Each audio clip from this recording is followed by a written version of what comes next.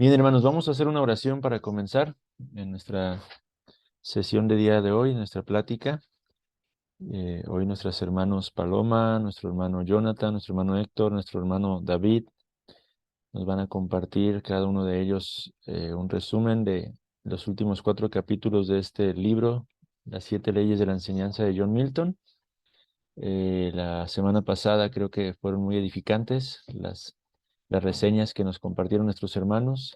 Espero que hayan sido de ayuda y estén siendo de ayuda para todos y cada uno de nosotros, hermanos. Vamos a orar si les parece bien. Amado Señor, Dios Padre, queremos agradecerte por un día más en el que nos concedes reunirnos, Señor, haciendo uso de esta tecnología.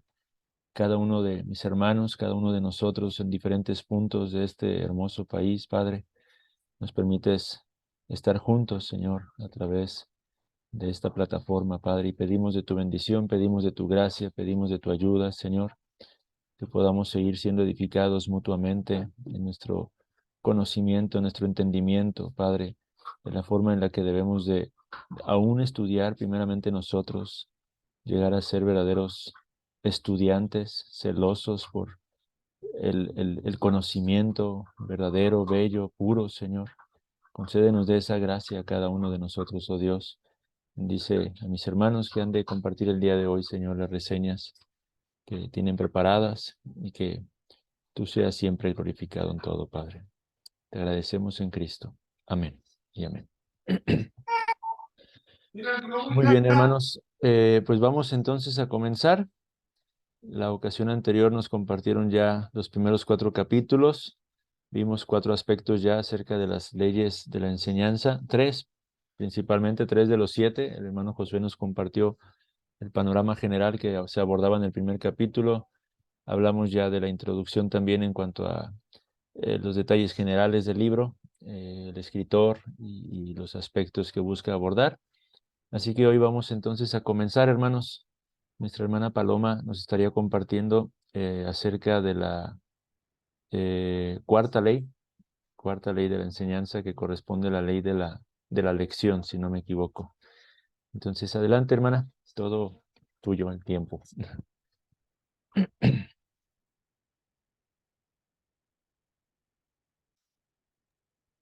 Ahí, hermanos, alcanza, bueno, ¿se ve mi pantalla? Sí, hermana. De acuerdo, muy bien. A mí me tocó exponer el quinto capítulo, hermanos, la ley de la lección. ¿A qué se refiere el término lección?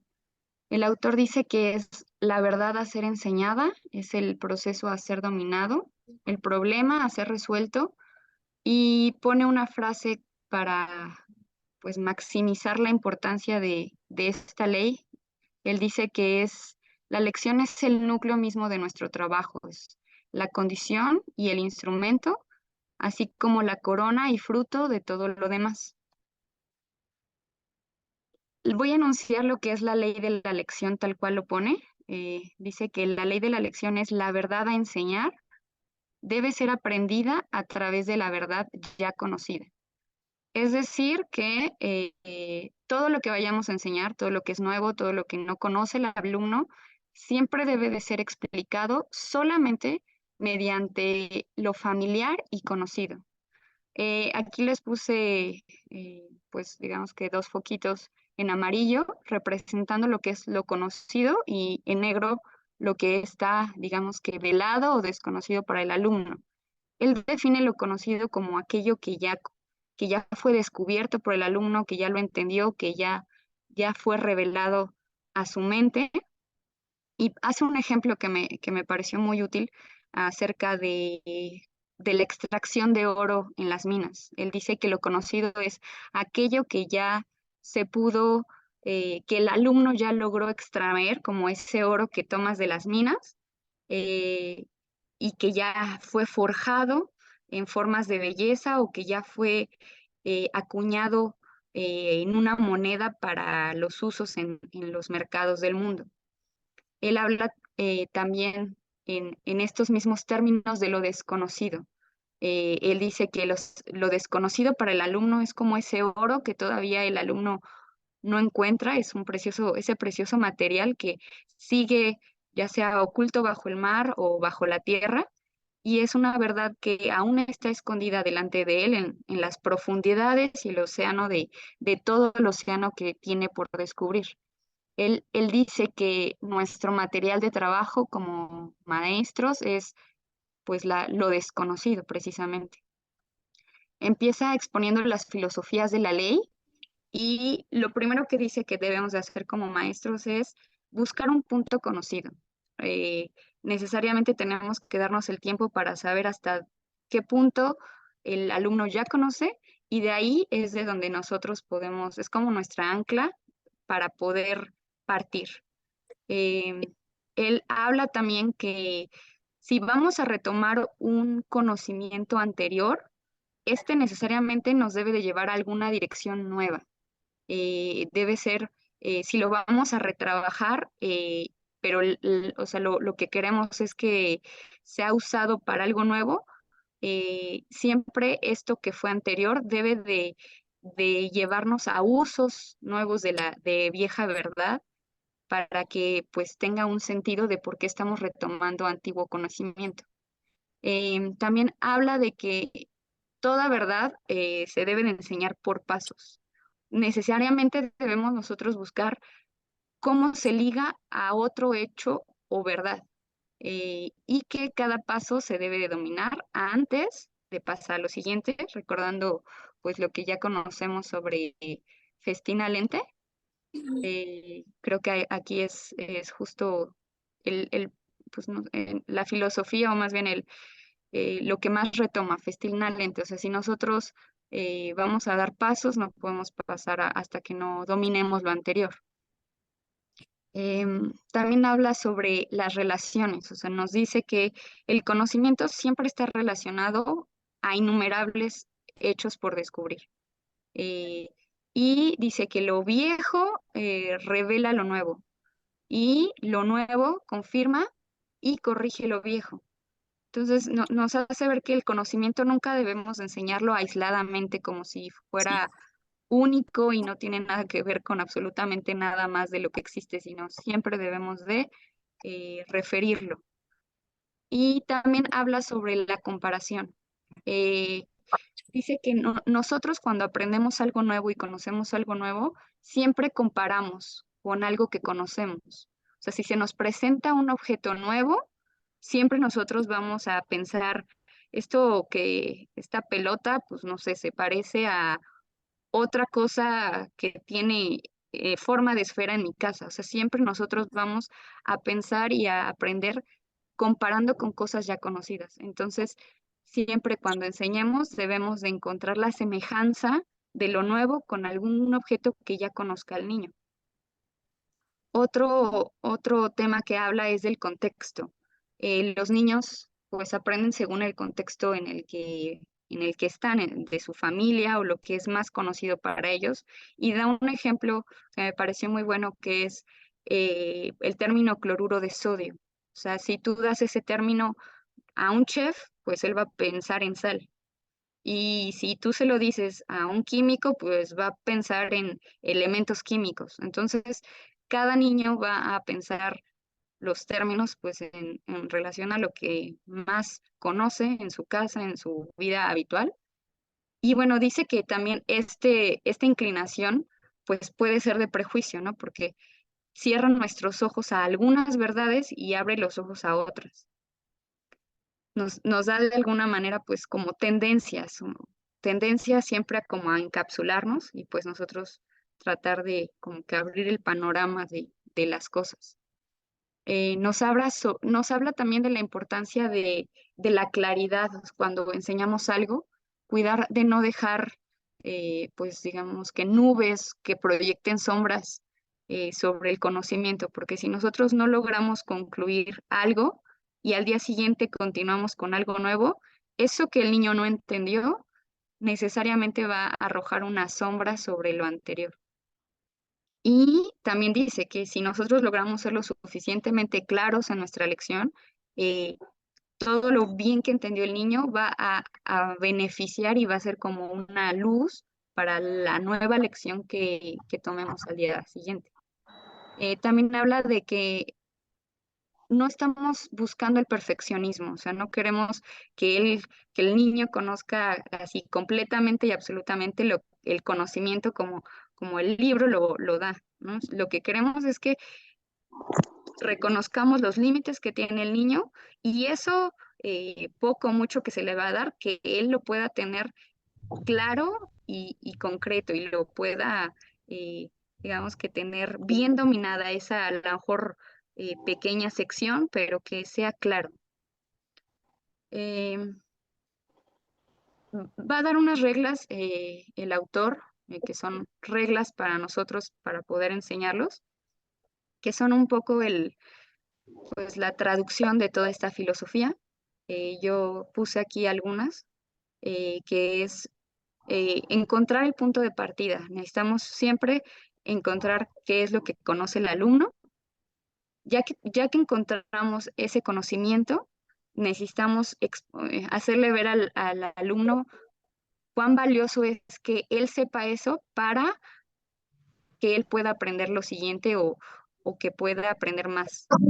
Em, Dice que nosotros debemos de tener un momento para que el alumno pueda refrescar el conocimiento que ya tiene. Y eso lo va a llevar justo al borde de lo desconocido. Entonces, ya recuerda hasta dónde sabe y de ahí partimos. Nosotros debemos de conectar siempre las lecciones con lecciones anteriores o conocimientos previos y necesariamente tenemos que empezar como por la consecuencia siguiente de lo que estamos enseñando.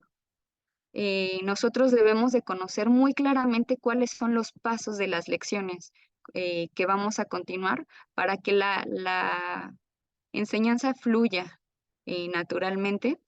Nos anima a encontrar ilustraciones en las cosas más sencillas, más comunes para los niños y tratar de que él encuentre nuevas ilustraciones de algo que ya vio, eh, acordarnos de pues dar la proporción adecuada según la edad y su capacidad y nos anima pues a que el niño pueda usar el conocimiento que ya tiene para explicar otros conocimientos que otra vez nos recuerda pues los, los principios de pedagogía que vimos que el niño mediante enseñar aprende o reaprende.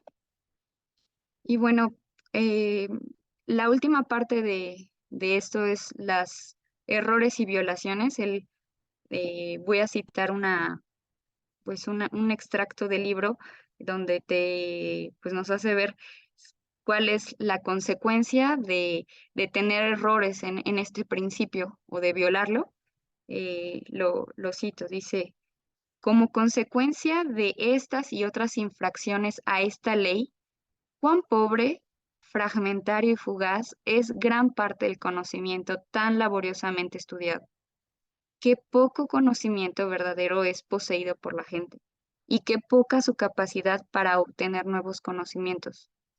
En lugar de templos de la verdad que se levantan sobre cimientos sólidos, hermosos en proporciones y noble en uso, el conocimiento de la mayoría de los hombres yace en pequeños montones dispersos, como los que los muchachos se juntan junto a la carretera polvorienta. Así, con demasiada frecuencia, es el conocimiento de la verdad bíblica, compuesto de textos dispersos y fragmentos de exégesis. El volumen sagrado nunca es visto por la mayoría de los hombres como un gran todo, unidos por profundas conexiones y teniendo un único propósito divino y poderoso que atraviesa todo. En lugar de una verdadera revelación de Dios, un magnífico espejo reflejando su gracia y gloria eternas, encuentran en ella solo pedazos de vidrio roto que muestran la voluntad y la sabiduría divinas en partes distorsionadas y a menudo desconciertan donde deberían instruir y persuadir. Y bueno, creo que es también una buena enseñanza de cómo debemos de, aún, pues, cuando enseñamos a nuestros pequeñitos la Biblia, pues, que ellos puedan entender pues como todo ese hilo que viene desde el principio del Génesis hasta el Apocalipsis y que ellos puedan entender pues que no son verdades aisladas, sino que todo es un plan perfecto, pues conectado de principio a fin. eh, y creo que, bueno, eso nos puede ayudar mucho para los pequeños catecismos que demos o las enseñanzas que queramos impartir también de la Biblia. Eso sería todo, hermanos.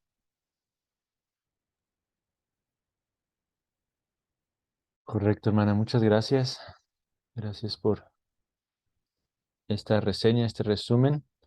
Hermanos, una vez más, si tenemos alguna inquietud, duda o pregunta que nos de repente venga a nosotros mientras nuestros hermanos comparten estas reseñas, anotémosla por allí en alguna hojita y al final de las diferentes presentaciones podremos hacérselas para tratar de profundizar si hay algo en lo que queramos hacerlo, hermanos. ¿Sí?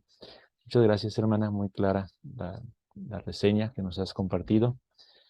Y pues seguimos siendo redargüidos y entendiendo algunos aspectos importantes, hermanos. Bien, hermanos, enseguida ahora el siguiente capítulo, la quinta ley, la ley del proceso de enseñanza, si no me equivoco, así es como se podría traducir.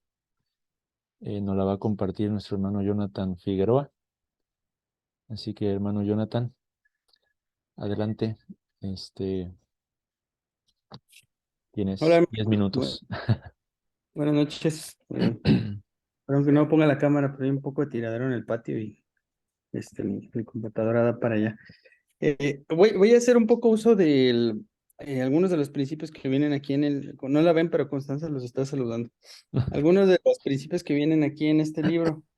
Ha sido una lectura difícil, hermanos, porque es un texto de finales del siglo XIX, finales de la era victoriana, y con estructuras gramaticales o estructuras que nosotros, a lo mejor por nuestra ah, falta de cultura que tenemos en esta época, se vuelven difíciles para nosotros, pero algo interesante es que aunque pareciera que el autor redunda, está profundizando, aunque de una manera lineal. Nosotros organizaríamos a lo mejor esta información como modernos en un encabezado y debajo varias viñetas, pero en esta época o en este autor, y estuve investigando un poco al respecto, la estructura de este tipo de textos era completamente lineal. Entonces, aunque pudiera parecer que el autor redunda, en realidad está profundizando, pero de una manera que a nosotros los modernos nos es un poco difícil de entender. Entonces, habiendo dicho esto, quisiera comenzar con una pregunta que no me la contesten, pero piénsenlo. ¿Qué piensan ustedes que es el proceso de enseñanza? El autor hace una analogía interesante, dice, muchas veces pensamos que es como pasar manzanas de una canasta a otra canasta, cuando en realidad es algo más parecido al proceso de digestión. Darle a alguien esa manzana, que la desmenuce, la ingiera, la engulla y entonces la digiera, y a su vez, una vez digerido este alimento, empieza a ser integrado en el cuerpo de la persona y manifiesto en un crecimiento. Esta ley, y este punto como lo plantea el autor, establece que el proceso de enseñanza o esta ley de la enseñanza no es como tal, como les decía, no es pasar manzanas de una canasta a otra, sino la palabra aquí sería, perdón hermano, se me fue la palabra, pero lo voy a traducir literal, sería como excitar y dirigir las autoactividades del que aprende, y de manera que no le enseñemos nada que él no sepa, que él no pueda aprender por sí mismo. El autor hace mucho énfasis en que la enseñanza no se trata de decir, y creo que aquí es donde nosotros podríamos aplicar o entender el proceso de enseñanza antigua que se convirtió en un vicio y que muchos de nosotros llegamos todavía a experimentar, la memorización tal cual burda, en la que no hay un aprendizaje, una comprensión, sino que simplemente es repetir por repetir, o el principio aquel que seguramente hemos escuchado, que la letra con sangre entra. A lo largo de este capítulo vamos a ver muchos errores que muchos de nosotros hemos cometido al aproximarnos a nuestro proceso de enseñanza dentro incluso de nuestro tiempo devocional. Por ejemplo, dice el autor que más allá de todo el decir y hablar y explicar y entregar una lección o dar como una clase, pues una cátedra, hay un punto focal esencial detrás de todo esto que nosotros hacemos, porque esto es necesario, ¿no? Lo que dice. Es el despertar y el estimular, a la palabra que buscaba, la mente del que aprende para que esas capacidades que él tiene que se van a despertar dentro de su intelecto, dentro de su ser, las facultades de cognición, de imaginación y de razonamiento sean despertadas para que este aprendizaje sea voluntario y autoimpelido, o sea, que no sea algo que viene de fuera, no sea un estímulo externo por medio de la coerción, sino que sea algo que nace del interior. Y más adelante en el capítulo explica el autor cómo podríamos más o menos aplicar esto de manera práctica cuando da unos 10 puntos. No les voy a decir todos ni a resumirlos todos porque son un montón y no tenemos tanto tiempo, pero creo que lo que les decía es que en nuestro tiempo devocional como familias podríamos identificar algunas de estas fallas que hemos tenido cuando empezamos a practicar este tiempo devocional. El autor habla de la importancia de la escuela dominical, pero creo que en nuestro contexto, precisamente ese tiempo o esta actividad se refiere más a lo que hacemos al catequizar o al tener nuestro devocional familiar en casa. Entonces, creo que es muy adecuado que lo toque. Muchas veces cuando empezamos a dar el devocional, simplemente empezamos con una buena intención de ir a través de todo el texto y nos sentamos y leemos ya sea el texto del libro devocional que estamos usando o el texto de la escritura y leemos todo el capítulo y muchas veces nos damos cuenta que nuestros hijos empiezan a quedar dormidos o que pues simplemente al final del tiempo devocional no entendieron nada, ¿no? No se acuerdan. Esto es porque tenemos que, y ahorita lo voy a mencionar como dice el autor, que se puede hacer, pero tenemos que avivar, animar y estimular esa capacidad cognitiva, esos afectos, podríamos decirlo así, que están dentro de los corazones y las mentes de nuestros hijos o de nuestros educandos, para que ese proceso de aprendizaje no sea, como lo decía al principio, simplemente intentar poner manzanas que están en nuestra canasta, en la canasta de ellos, sino que sea algo que puedan tomar, que puedan apropiar, que puedan comer, que puedan aprovechar y que les rinda un fruto dentro de su desarrollo, ¿no? Su crecimiento. Continúa el autor diciendo que el conocimiento pues no se puede pasar de mente a mente como las manzanas. Perdón, déjenme desactivar aquí una alerta que me está robando la paz. Ok, bueno, este punto lo habíamos comentado. Otra cosa que comenta el autor en este capítulo y recordando que el enfoque principal es esto, que cómo hacer prácticamente es cómo hacer al educando un autodidacta, siendo el maestro solamente un facilitador, es que todo este explicar, todo este hablar y decir y todos estos componentes del proceso a lo mejor de enseñanza, ¿no? Que son como que lo que normalmente entendemos como el proceso de la enseñanza, ¿no? ¿De qué se trata enseñar? ¿Qué es enseñar? No, bueno, pues le voy a enseñar a uno de mis hijos la historia de David y Goliat, ¿no? ¿Y cómo lo vas a hacer? Pues lo voy a leer, le voy a enseñar el texto y pues le voy a explicar lo que pasó, ¿no? Realmente ese no es como tal el proceso, es parte del proceso, pero realmente el proceso de enseñanza es cómo puedo yo, o más bien que logre yo estimular los afectos y las capacidades cognitivas del educando para que él pueda recibir la información que le está siendo proporcionada y que en sí mismo sea animado, sea despertado esa curiosidad, esos afectos por el conocimiento, que puede ser, como le explica también el autor, un afecto por el conocimiento, por el fin del conocimiento mismo, o tomando el conocimiento como un fin en sí mismo, un amor por el conocimiento, o puede ser también de una forma utilitaria. Pero bueno, en resumen sería dejar al pupilo que descubra la verdad por sí mismo y hacerle al pupilo un buscador y eventualmente un encontrador de la verdad. Porque si solamente nos concentramos o nos enfocamos en transmitir información, va a ser como simplemente hablar a oídos sordos. Y una analogía que usa el autor aquí del libro para distinguir a una persona que tiene esa capacidad, un educando que realmente está aprendiendo, de alguien que solamente recibe informaciones. Por un lado, el educando cuyos afectos están volcados sobre el aprendizaje es como una fuente que brota aguas limpias y cristalinas, mientras que el educando, que no lo es simplemente como un charco que recibe el agua de la lluvia que cae y nada más. Perdón, entonces, la enseñanza, como la define el autor, no es aquello que da conocimiento, sino aquello que estimula a los pupilos a obtenerlo. Y menciona aquí una frase bastante interesante, dice que enseña mejor el que menos enseña. Menos, menos o aún más todavía dice que enseña más aquel cuyos pupilos aprenden más sin su enseñanza, ¿no? Obviamente no quitando ni minimizando el papel del maestro, pero poniéndolo en una posición en la que el maestro es un facilitador para que el educando pueda tomar todos esos fragmentos de información que adquiere a lo largo de su vida y a través de la experiencia en un cuerpo de conocimiento unificado.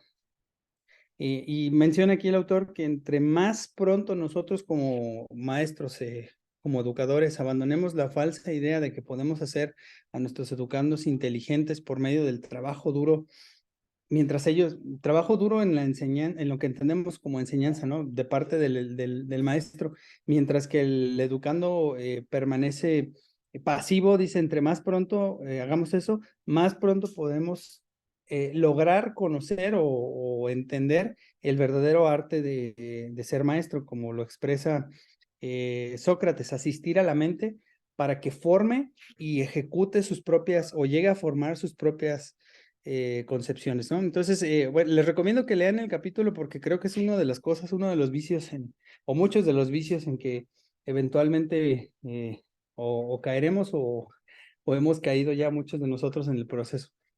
Una frase que utiliza para reforzar este punto es que no, logramos, cuando estamos aprendiendo a caminar, logramos confianza para caminar por medio de caminar y no de observar a otros caminar. Si se fijan, muchos de estos puntos parecieran ser o parecieran estar redundando en la misma premisa que es la premisa subyacente del capítulo o el punto que está tratando de fijar, pero lejos de redundar, cada una de estas diferentes secciones que van enumeradas del 1, creo que llega hasta el 30 y algo, van construyendo como un escalón por encima del fundamento que se acaba de poner en el punto anterior. Entonces, ya para no redundar, porque yo creo que yo sí estaría redundando un poco si les paso toda esta información aquí, dice el autor que podemos nosotros llegar a pensar que nuestros pupilos, si no logramos hacer este estímulo, si no logramos estimular estas capacidades internas, estimular internamente a nuestros pupilos, dice, podemos llegar a pensar incluso que el pupilo es inepto o es incompetente o es hasta flojo, ¿no? Sin embargo, él dice, cuando estos atributos realmente son los que corresponden al maestro, que peca de esta manera en contra de esta llana ley de la enseñanza al asumir que nosotros como maestros podemos hacer que los pupilos aprendan por medio de un esfuerzo vigoroso de decirles o de darles información. Entonces, a veces tratamos dice otra analogía, en lugar de sembrar una semilla en la mente de nuestros hijos o de nuestros educandos, a veces lo que tratamos de hacer es de plantar más bien una planta. Y esto realmente no va a funcionar. Entonces, ya en un aspecto más práctico, en los puntos que están casi al final del capítulo, el autor dice que cómo podemos nosotros aplicar estos principios o cómo podríamos tratar de estimular esos afectos, esa curiosidad, los pensamientos de nuestros educandos a la hora de tratar de transmitirles una enseñanza. Entonces, Da más o menos 10 puntos. Son cuestiones, muchas cosas son cuestiones de sentido común, pero creo que están muy bien sistematizadas para poder utilizarlas de una manera muy práctica. Entonces, una de las primeras, por ejemplo, es adaptar las lecciones a las edades y también a los gustos que tienen los niños. Por ejemplo, entre más pequeño es el educando, va a estar más abierto a estímulos externos como colores brillantes, como dibujos, como fotografías, etcétera, canciones, etcétera, etcétera. Y mientras el educando va creciendo, y esto ustedes se podrán relacionar con esto porque es la realidad de la vida y la mente del adulto, no, nos volvemos más sensibles más bien a estímulos internos, a una introspección en nuestra mente y nos volvemos hasta cierto punto un poco insensibles a los estímulos externos, ¿no? Puede ser que va uno tan ensimismado, caminando por el parque, teniendo una discusión hipotética con con un enemigo de pluma, un contrincante imaginario en la que estamos refutando de manera agresiva sus herejías o sus falacias lógicas, que no nos damos cuenta de un hermoso día en el parque, ¿no? Los pajaritos cantando, etcétera, etcétera, o de que nuestros hijos están jalándonos de la camisa, papi, papi, papi, tratando de decirnos que los patos están en el parque, ¿no? Esto es algo normal, es propio de la adultez, así que solo lo menciona como una advertencia de que no nos hagamos insensibles. Pero bueno, estos son algunos principios que nos pueden ayudar a nosotros poder despertar y estimular correctamente esas capacidades, ¿no? Hay 10 puntos, no los podemos revisar todos. Hay algunos aquí que son muy interesantes, pero uno de los principios generales que da el autor es que podemos utilizar las preguntas, no solo las preguntas que tienen ellos, los niños, como una herramienta para despertar esta curiosidad, sino también como herramientas que podemos generar nosotros, guiarlos a hacer las preguntas correctas para que logremos enganchar su interés, logremos enganchar su curiosidad y que podamos verdaderamente poder vertir el conocimiento dentro de ellos y no solamente estar hablando a oídos sordos. Una de las cosas también, otro principio es que no debemos decir todo lo que sabemos o todo lo que entendemos acerca de un tema, sobre todo cuando son pequeños, porque porque no lo van a poder captar, no lo van a poder procesar y vamos a finalmente tal vez frustrarlos porque no van a comprender lo que estamos tratando de decirles. Entonces, creo que ya de manera general esto es lo que viene en el capítulo. No sé pues bueno, si alguien pudiera tener alguna pregunta o algún comentario. La verdad es que les recomiendo que lo lean. Está muy ilustrativo y muy práctico también al final en cuanto a cómo podemos hacer esto. Pero finalmente, creo que estas preguntas de qué, cómo, cuándo, quién y por quién son de mucha utilidad, como menciona aquí el autor, para poder lograr esos fines y esto de manera muy práctica podemos aplicarlo en nuestros estudios devocionales, así como cuando queremos explicarles alguna cosa en particular, ¿no? Algún tema de matemáticas. Las aplicaciones pues, son en prácticamente cualquier campo de conocimiento. Y pues esto es todo, hermanos, lo que tengo para compartir.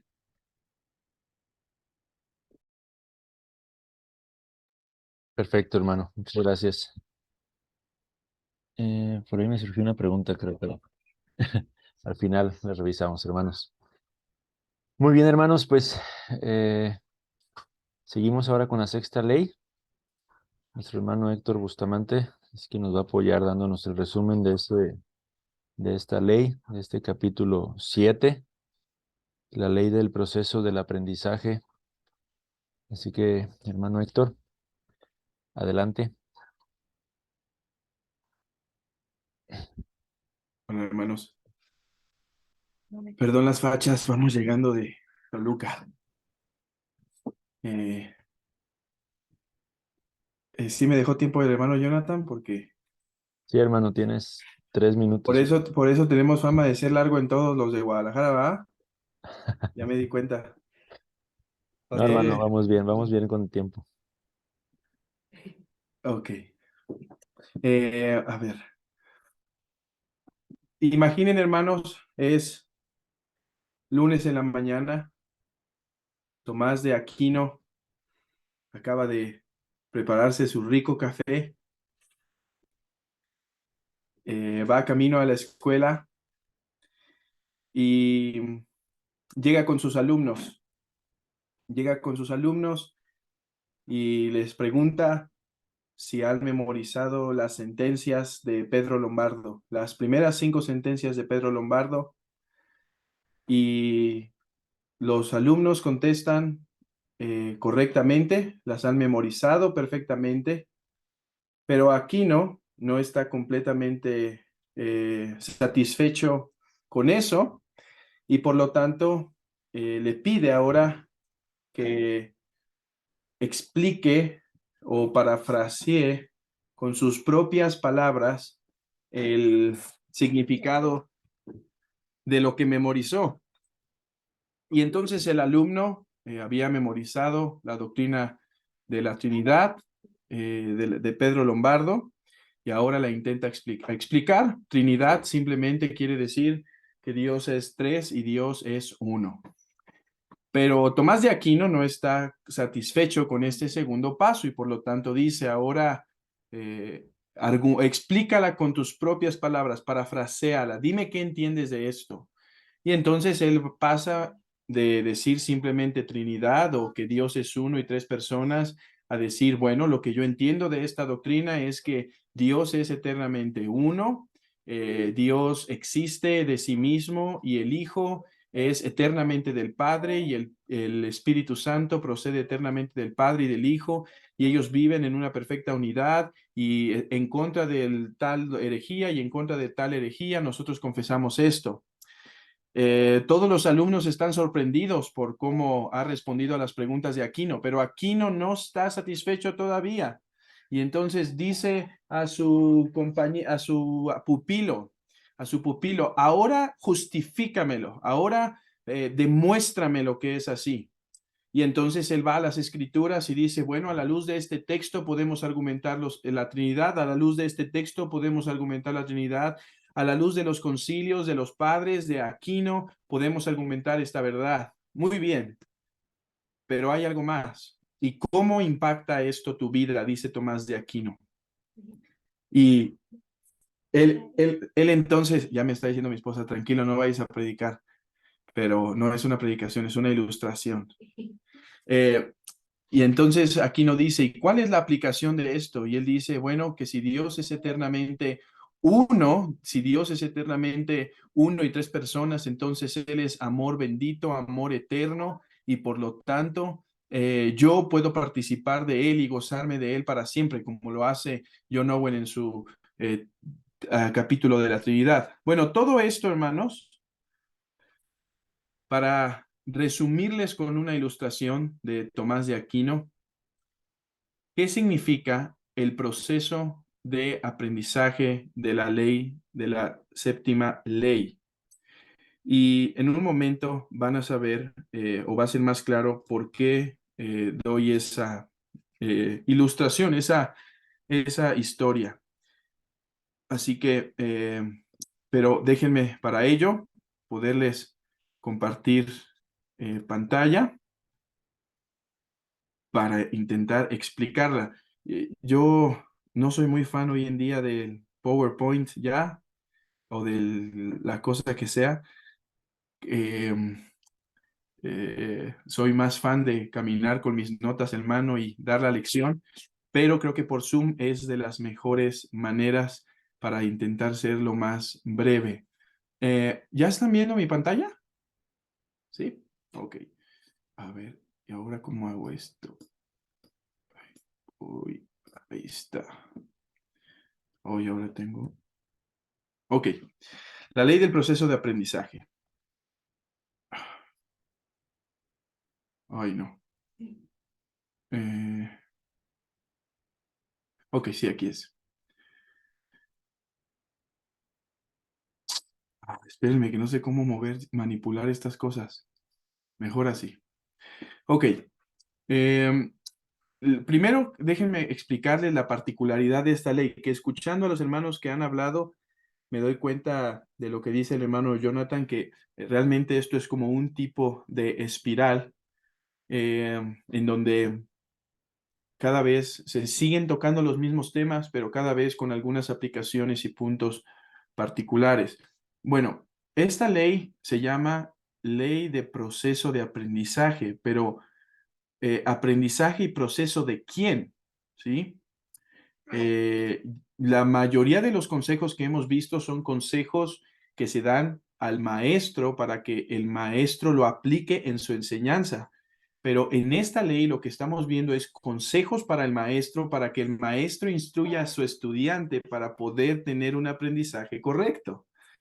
En un sentido, esta ley es distinta a las demás. Las otras leyes se aplican al trabajo del instructor, pero esta ley aplica al trabajo del pupilo. O sea, el libro está instruyendo al instructor de cómo ayudar al estudiante a que aprenda verdaderamente las cosas. Y esa ilustración que decía el hermano Jonathan es muy precisa, porque la educación es más que poner manzanas de un canasto a otro.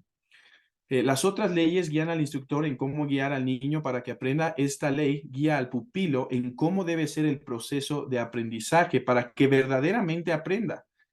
Que no se malentienda, esta ley sigue enseñando al maestro, pero ahora respecto a cómo guiar que el pupilo verdaderamente esté aprendiendo.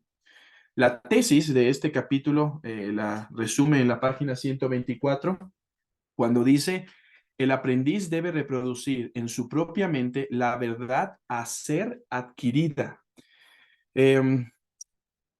Realmente esta es la tesis de todo, porque de esto, o sea, de este capítulo, porque si memorizamos esto, hemos captado la esencia de este capítulo. El aprendiz debe reproducir en su propia mente, debe reproducir, no repetir, reproducir en su propia mente la verdad que el profesor quiere que él adquiera.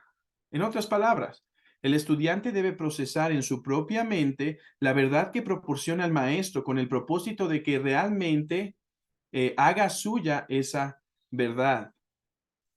Aprender.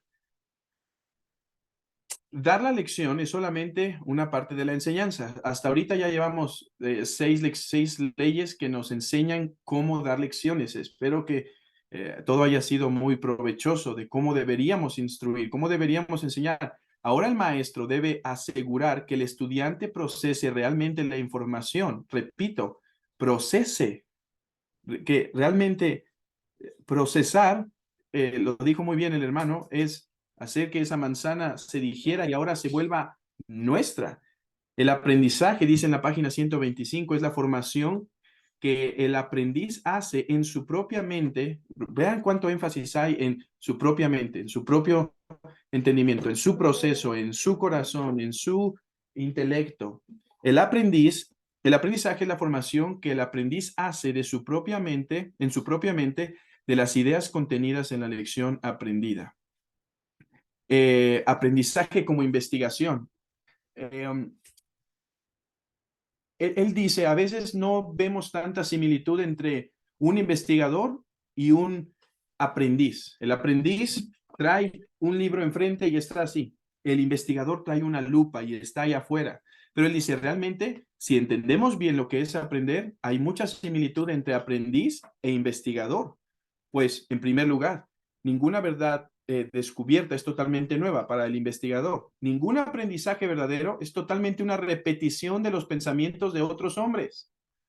El estudiante debe descubrir más de la información que se le da. Aprender no es simplemente repetir lo que el profesor dijo, es, uno, que ese aprendizaje sea totalmente nuestro. Y dos, que ese aprendizaje nos lleve a investigar más, a conocer más. El estudiante debe llegar a ser un investigador independiente. Y esto se contrapone al método moderno de aprendizaje y que algunos de la escuela clásica sin querer a veces podemos estar aplicando. Memorización. Memoriza, tú memoriza. Papá, pero ¿qué significa esto? No importa, tú memorízalo. Sí, pero por favor explícame. No importa, tú memoriza. 2. Aprende la respuesta como está en el libro. Repetí, tú memorízalo. Después, aprende esto para el examen. Eso no es aprender. eso no es hacer propia la enseñanza, eso es ser un loro. Y dice el autor una frase fuerte, dice, esa sería educación muy barata. Si simplemente se trata de que memoricen, sería educación muy barata. Así es el método moderno muchas veces, ¿no? Y esto incluso me está guiando a mí para cómo seguir trabajando en el seminario para hacerlo más efectivo para el aprendizaje de los estudiantes. Pero bueno, esto muchas veces frustra al niño.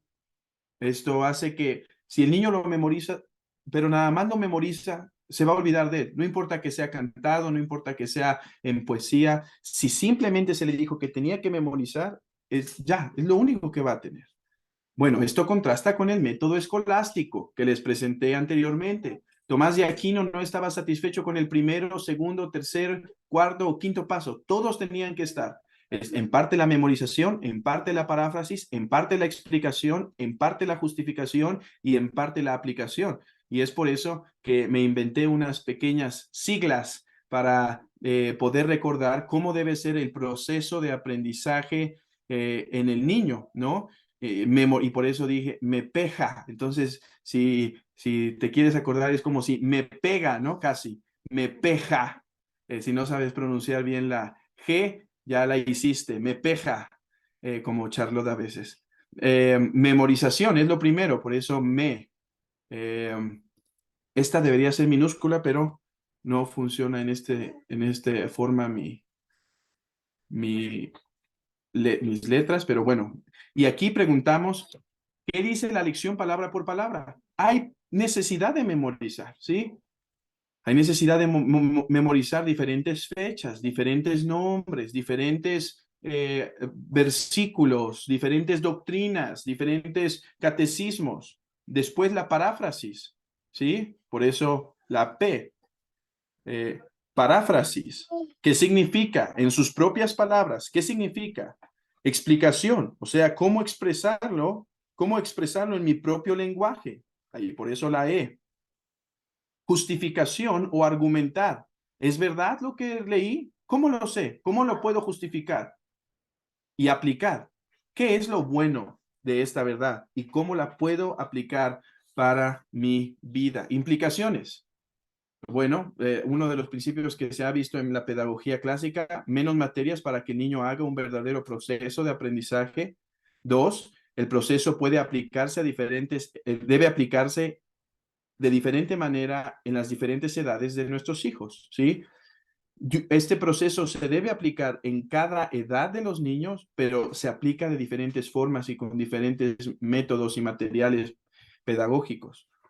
El profesor debe ver con qué materia se puede aplicar esto con mayor detalle. Hay algunas en donde va a ser más fácil que en otras, ¿sí? Por ejemplo, la historia, las matemáticas se puede intentar, pero de alguna manera estas 5 preguntas deben estar presentes. ¿Cómo practicar este principio? 1, ayuda al alumno a formarse una idea clara del trabajo a realizar en sus diferentes partes y pasos. 2, adviértele que las palabras de su lección han sido escogidas cuidadosamente, que tienen significados específicos que podrían ser importantes averiguar. 3, muéstrale que siempre hay más cosas implicadas que aquellas que se dicen en cualquier lección. Esto es importantísimo. Y es algo que yo insisto a los hermanos que están estudiando en el seminario. Hermanos, después de todas las materias que han tomado y del estudio que hagan, esto es simplemente la base para que ustedes sigan profundizando. Pídele que diga en sus propias palabras sencillas el significado de cómo lo entiende y que persista hasta que haga una idea completa. Pregunta continuamente el por qué, pregunta continuamente el por qué hasta que el alumno se percate de que se espera que justifique sus opiniones, pero también hazle entender claramente que las razones deben variar conforme a la naturaleza de la verdad enseñada. Busca hacer del alumno un investigador independiente, un estudiante de la naturaleza, un buscador de verdad. Cultiva en él el ámbito de investigación fijo y constante. Ayúdale a poner a prueba sus ideas para ver que reproduzcan exactamente. Déjenme pasar para ya no quitarles más tiempo a los errores. El alumno se queda en la penumbra de un conocimiento imperfecto y fragmentario por no haberlo pensado con claridad. A menudo la prisa por avanzar no deja tiempo para pensar. O sea, una forma de no fomentar el proceso de aprendizaje es no darle tiempo para que procese correctamente o no investigar de una forma correcta de tal manera que no sepamos a dónde puede ir por más información. Se insiste tanto en el lenguaje del libro que se le prohíbe al alumno probar su propio poder de expresión. De esta manera se le enseña al alumno a sentir que las palabras lo es todo y el significado no es nada. La falta de insistencia en el pensamiento original de los alumnos es uno de los errores más comunes de nuestras escuelas. Un académico realmente reflexivo es una rara excepción en la mayoría de las escuelas. Y bueno, comúnmente no se pregunta justificaciones para las afirmaciones de la lección y no se da ninguna. Bueno, creo que con eso podemos acabar, pero en conclusión, hermanos, el método escolástico es precisamente esto, que sea más que y déjenme explicarles esto, que lo he visto varias veces en las iglesias. Hay hermanos que preocupados por sentirse teólogos, empiezan a repetir palabras como regeneración, como extracalvinisticum, como prolegómenos, palabras así, y realmente les preguntas, ¿y qué significa? Y no saben. Eso no es aprender teología, o eso no es aprender ninguna de las materias. Que aprender esto significa, ok, sé cómo se pronuncia, me memoricé una frase quizá, la puedo parafrasear, la puedo explicar, la puedo justificar y la puedo aplicar a mi vida. Entonces, esta es la mejor forma y este es el proceso que el estudiante debe hacer. Entonces, bueno, yo sé que quedan algunas dudas seguramente prácticas como, bueno, ¿y cómo lo hacemos con los niños pequeños? ¿Sí? ¿Y cómo lo hacemos con los más adultos? ¿Qué materias son? Son cosas que podemos ayudarnos entre todos en las diferentes crecimientos, ¿sí? Pero hay algunos ejemplos que da de cómo ayudar a un niño, que son bien preguntones, esas criaturas son bien preguntonas. Entonces, ¿cómo guiarlas? ¿Cómo guiarlas para que sigan preguntando? ¿Cómo formular nuestro propio material para que nuestro material de ánimo de investigar más, ¿sí? Que sean ventanas simplemente para que ellos busquen más. Ok, me callo porque si no, no paro, pero esa es mi presentación. Correcto, hermano, muchas gracias. Eh, pues vamos a continuar, hermanos. Si tienen dudas una vez más, al final podemos hacerlas. Vamos a concluir el día de hoy. Nuestro hermano David nos compartiría la última ley, la ley del review. No sé, yo lo traduzco como evaluación. No sé si es la forma correcta, o del repaso. Pero vamos a ver qué nos comparte nuestro hermano David. Con él estaríamos concluyendo, hermanos, ya las 7 leyes de la enseñanza y las reseñas de este libro, hermanos. No sé, hermano David. Bien, buenas noches, hermanos. Sí, la ley del review o repaso, revisión, como ustedes le quieran llamar, dependiendo del contexto, yo le voy a poner la ley de la revisión. Esta va muy de la mano, obviamente, con todas las demás que hemos visto, ¿no? Pero esto ya es como algo un poco más, como darle un seguimiento a lo aprendido. El autor comienza con una frase que me gusta, dice, la terminación, prueba y confirmación de la enseñanza tiene que ser hecha a través del repaso o la revisión. Es muy interesante, puesto que cuando lo meditas y dices la terminación, prueba y confirmación de la enseñanza, ahorita nuestro hermano Héctor mencionaba acerca de muchas veces preguntas a personas directamente, ¿no? Defíneme, no sé, ¿qué es alegría? Por decir algo. Y pues si nos quedamos como de, no lo puedo definir. Entonces, quizá no lo entiendes del todo, únicamente te aprendiste la palabra y lo conoces por ejemplos que has vivido, pero no entiendes de una manera integral la definición de felicidad o de alegría, etcétera. Después menciona el autor, dice, la ley de la revisión incluye 3 objetivos. El primero es el conocimiento perfecto o el perfeccionar el conocimiento. Número 2 es confirmar el conocimiento y el número 3 es hacer el conocimiento útil y listo. Esos 3 puntos son importantes. A mí me hizo mucho eco el tercero, hacer el conocimiento útil y listo. Creo que muchas veces como seres humanos tratamos de aprender muchas cosas, pero todas esas cosas se quedan en la memoria caché, ¿no? O en las cookies que le llaman. Se quedan allí y pues quedan, pasa el tiempo y a lo mejor después te acuerdas, eso yo lo sabía hacer en su momento, pero jamás lo apliqué o no lo tomé, no lo puse en práctica. Creo que parte del problema es precisamente eso, no le encontramos una utilidad y no contemplamos lo maravilloso o lo que, como decía el Christopher Perry, ¿no? A través de las lecciones que vimos, no le encontramos la virtud a ese tipo de cosas y no las contemplamos y no las aplicamos. Una revisión es más que una repetición. No es simplemente deja reviso, deja repaso, entonces deja repito, repito, repito. Aquí el autor menciona y dice que una máquina puede repetir un proceso, pero solamente un ente inteligente o una persona puede revisarlo. Y esto es muy cierto, porque podemos ver a lo mejor las computadoras, ¿no? Hoy en día, los celulares, que quizás son procesos, algoritmos que están allí, pero están programados por un agente inteligente, que en este caso es el hombre. Entonces, sí es importante el tener en mente este tipo de cosas, puesto que eh, no es solamente el quizá ponerlo, ¿cómo lo puedo decir? No es quizá simplemente el hecho de repetir algo me hace entender el concepto, sino que va más allá. Tengo que revisarlo y que meditarlo. Ahorita más adelante vamos a ver algunos ejemplos que menciona ahí el autor. Una revisión también puede tener diferentes grados de integridad o minuciosidad. Puede ir desde una mera repetición, tal cual, allí por allí veíamos de repetition mater memoriae, o incluso el multo non multa, allí en las lecciones de Classical U.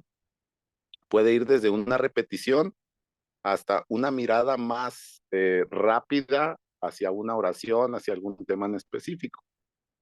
También existen tipos de revisiones, como una revisión parcial, que esta puede abrazar una simple lección o puede incluir partes de un objeto en estudio, por ejemplo, el desarrollo de una verdad o algún punto quizá complicado que está en cuestión. Algo muy importante que menciona también aquí el autor, dice, una nueva lección nunca revela todo acerca de ella en la primer clase. Y da un ejemplo muy interesante. Dice, es como una casa. O sea, tú al entrar a una casa, o sea, no llegas y todo lo ves y lo analizas y ya sales de la casa y ya te acuerdas de todo lo que había en esa casa.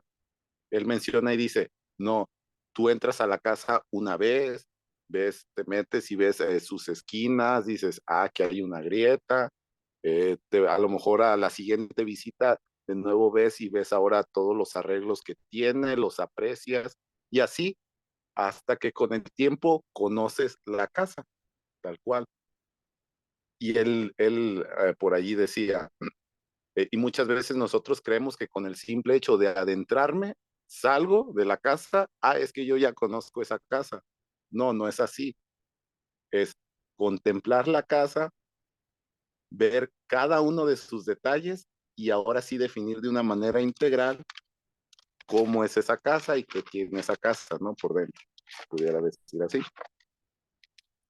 Y también cita, hablando acerca ya de la escritura, dice, lo voy a citar textualmente, dice, especialmente hablando de la escritura, es necesario la revisión y el repaso, ya que estamos obligados a confesar la verdad ahí escrita. Y esto es un tema muy importante, hermano, puesto que si no entendemos quizá, en este caso el pasaje, etcétera, que queremos enseñar a nuestros, bueno, yo no tengo hijos, pero a nuestros hijos, en este caso a la persona que estemos educando, este, pues no vamos a lo mejor vamos a cometer el error de enseñar una herejía, cosas por el estilo, y esto, pues por lo que confesamos hacia nuestro Señor, pues no puede ser de esa manera. A veces estos significados están escondidos quizá en una palabra, los significados que no entendemos, y solo necesitamos quizá dar un real énfasis para que se nos revele lo que está allí escrito. Por ejemplo, él toma un pasaje y dice, en el principio creó Dios los cielos y la tierra. Y dice, hay que leerlo con pausas, hay que hacer énfasis en cada palabra, hay que meditar en cada palabra. Por ejemplo, en el principio, y haces una pausa, meditas en el principio. ¿Qué quiere decir en el principio? Después, en el principio creó Dios, y te vas analizando palabra por palabra y entendiendo, quizá pudiera sacar algo, ¿no? Como cómo es que Dios en su eterna sabiduría, poder y gloria nos creó. Quizás pudiera ser una reflexión de ese pasaje, ¿no? En el principio creó Dios los cielos y la tierra. Es contemplar desde diferentes perspectivas lo que es digno de virtud. Las repeticiones también es un punto que aclara el autor. Dice, las repeticiones no deben de ser en el mismo momento, en el mismo tiempo, en el mismo rato, sino que deben de ser separadas. O sea, ¿a qué se refiere? Que no es como que, en este rato me voy a grabar, me los voy a grabar, y ya en el principio creó Dios los cielos y la tierra. No, es medito, en el principio creó Dios los cielos y la tierra. Lo separo a, no sé, un día, al siguiente día, a la siguiente semana, vuelvo a meditar de nuevo, porque él menciona y dice algo que me llamó mucho la atención, y es cierto. Dice, ya que los lapsos de tiempo cambian los puntos de vista. Y esto es algo importante y a mí me ha pasado. Si es muchas veces estoy leyendo algún texto, algún libro y lo vuelvo a leer después, no sé, de un mes, 2 meses, es de, ahora entiendo algo diferente al momento de meditar, y no necesariamente a lo mejor es una gran lectura, ¿no? Quizá al momento de enseñar a nuestros hijos tal método, tal operación matemática, tal clase de español, etcétera, el estarlas repasando, quizá con alguna periodicidad semanal, mensual, quincenal, no lo sé, cómo se defina, sí estar haciendo mucho énfasis en esa parte. También menciona que la mente humana no logra victorias con un sencillo esfuerzo, sino que es necesaria la constancia. Y creo que nosotros como humanos quizá tendemos mucho al querer que todo sea la primera y quizá algo fácil. O sea, llego, aprendo una clase y ya soy un teólogo, ¿no? Ya tengo mi doctorado en teología, pero no es así. O sea, es ser constante, estudiar, leer, orar. En este caso con nuestros hijos, pues igual, ¿no?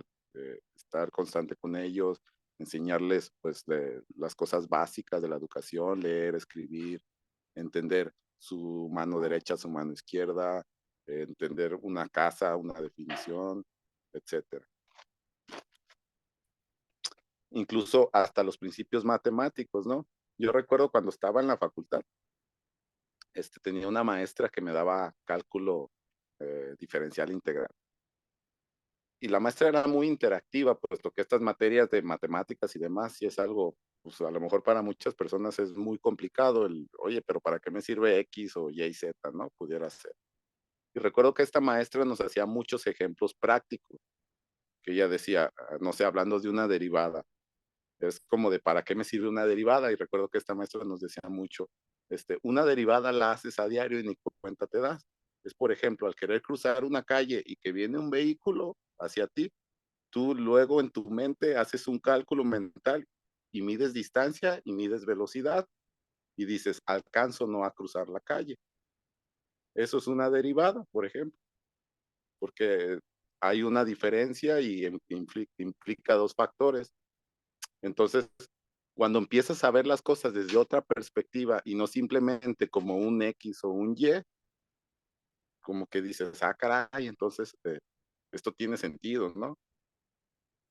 incluso hasta en los trabajos se pudiera aplicar quizá una derivada, no sé, para medir el calor de tal objeto, etcétera.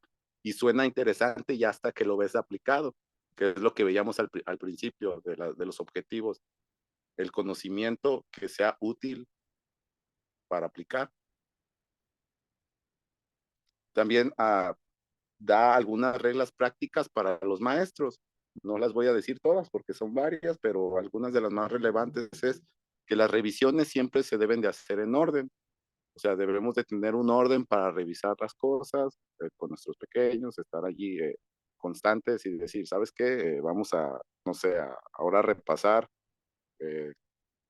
ortografía, ¿no? Español. Y hacer ese tipo de revisiones constantemente y en orden. También debemos de programar un tiempo para las revisiones.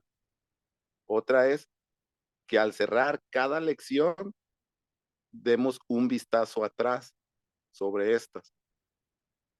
O sea, termino quizá esta lección y tomo, no sé, si llevo 5 o 6 lecciones, quizá lo que hacen en el catecismo para los niños, en la iglesia.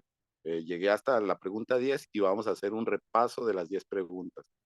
El autor sugiere aquí que quizás si él dice que a las 5 o 6 lecciones hagas una pausa y tomes de 2 a 3, o sea, sería la lección 1, 2 y 3, y la repases en un día y al día siguiente repasas las 4, 5 y 6 para que quede como un énfasis sobre el niño. Y también algo que veo que actualmente ya, ya se está medio perdiendo, dice que no olvidemos usar la pluma y el papel, porque esto también genera mucho conocimiento sobre las personas, o sea, el escribir, el entender lo que estoy poniendo, el meditar sobre ello, también él menciona allí que es algo importante. Y algunas ya de las cláusulas de errores y violaciones, dice que una es la total negligencia a las revisiones, o sea, el omitir las revisiones, el no quererlas hacer, etcétera. Otra es revisiones inadecuadas. Aquí hace un énfasis importante y dice que la mayoría de los casos se genera por un maestro impaciente, el cual está más preocupado por terminar el libro que porque el estudiante aprenda. Y creo que eso pasa así hasta en las mejores familias. No pasa muchísimo en las escuelas actualmente, o sea, tenemos que ver este libro y pues lee todo el libro y pues allí hazte bolas y al final pues vemos a los estudiantes saliendo de las facultades que no entienden a lo mejor conceptos básicos, como hace rato mencionaba el hermano Héctor. Otro es el retraso de las revisiones, también, el estarlas aplazando y el degradamiento de las revisiones. Aquí es quizá el no tomarle la seriedad que merece la revisión, sino estarla, no, está bien, sí, hijo, no, está bien, no, ya aprendiste esto, y quizá a lo mejor ya empiezas a pasar por desapercibido muchos puntos importantes y comienzas a quitarle el valor a las revisiones. Y esto pues es lo que tengo preparado para esta ley de la revisión, y pues sería todo de mi parte por ahora. Correcto, hermano. Muy bien, hermanos, pues así concluimos este libro, hermanos. Otra vez se nos fue ya el tiempo. Hermanos, si alguien tiene dudas o inquietudes, creo que podemos subirlas al grupo de WhatsApp, ¿no? Respecto a algo de lo que se haya compartido. Tratemos de leer el libro, si no lo han leído, hermanos. También sé que está en inglés, pero si nos es posible, leámoslo. Y simplemente pudiéramos añadir, yo al menos en estas lecciones o en estos capítulos que hemos leído, hermanos, veo cómo se encuentran subyaciendo los principios pedagógicos que estudiamos en este curso, ¿no? Por ejemplo, ahorita de manera muy puntual, a la luz de las 4 leyes que mencionaron cada uno de nuestros hermanos, pude ver Festina Lente, pude ver la parte del asombro, wonder and curiosity. Pude ver multum non multa, pude ver repetitio mater memoriae. Todos estos principios pedagógicos que hemos estado estudiando creo que se encuentran allí, mezclados en estas leyes que desarrolló de esta manera este autor, hermanos. Y vemos entonces cómo se va vinculando el conocimiento que adquirimos en el curso, lo que ahora recibimos de este libro, de este material. Sigamos ahora avanzando, hermanos, procesemos todo esto a la luz de la ley que compartía el hermano Héctor y podamos seguir creciendo nuestro entendimiento, que seamos capaces de justificarlo y aún aplicarlo, ¿no? En nuestro día a día, en nuestro propio estudio y en la enseñanza con nuestros pequeños hermanos. Pues bien, hermanos, es hora de concluir. Nos pasamos otra vez de la hora, pero no importa, hermanos, creo que el material que se está generando es realmente útil, bueno. Voy a subirlo al YouTube una vez más para que podamos escucharlo con tranquilidad, tomar nuestras notas, apoyarnos, además de la lectura que ya habíamos hecho, los comentarios que hicieron cada uno de nuestros hermanos. Y y pues continuemos, hermanos. Así que voy a hacer una oración para concluir, parar la grabación y simplemente ponernos de acuerdo en cuanto a lo que sigue ahora para estudiar en el curso de Clásica Libre, hermanos. Oremos. Amado Señor, Dios Padre, muchas gracias por este tiempo. Gracias por la gracia que estás dando, Señor. Los esfuerzos que cada uno de mis hermanos, hermanas están llevando a cabo. La bendición que estás derramando sobre nuestras vidas, Señor. Estamos pudiendo aplicar incluso estos principios de pedagogía. Padre, sé que cada uno de mis hermanos que han compartido su resumen, su reseña, han aprovechado aún más, Señor, la lectura, el estudio de los capítulos que les tocó compartir con nosotros, Señor. Usa todo esto, Señor. Sigue dando gracia. Ayúdanos a perseverar. Sé que hay hermanos, hermanas, Señor, que trabajan, que tienen muchas actividades, hermanas que tienen mucho que hacer en casa con sus hijos, Padre, pero queremos honrarte, Señor. Ese es nuestro anhelo, ese es nuestro deseo, Señor. Queremos seguir creciendo en nuestro entendimiento, en nuestro conocimiento. No para simplemente quedárnoslo, Señor, pero para ser capaces de glorificar tu nombre, Señor, a través de cumplir el llamado que nos has dado a cada uno de nosotros. Hay hermanos que son maestros de profesión, Señor, y ya vemos muchos otros que somos padres de familia, Señor, esposos, esposas, que tenemos la necesidad de aprender todo esto, Señor, para llevar a cabo de una mejor manera, Señor, el precioso ministerio que nos has concedido a cada uno, Señor. Te agradecemos por todo, Señor, en Cristo, tu amado Hijo. Amén y amén.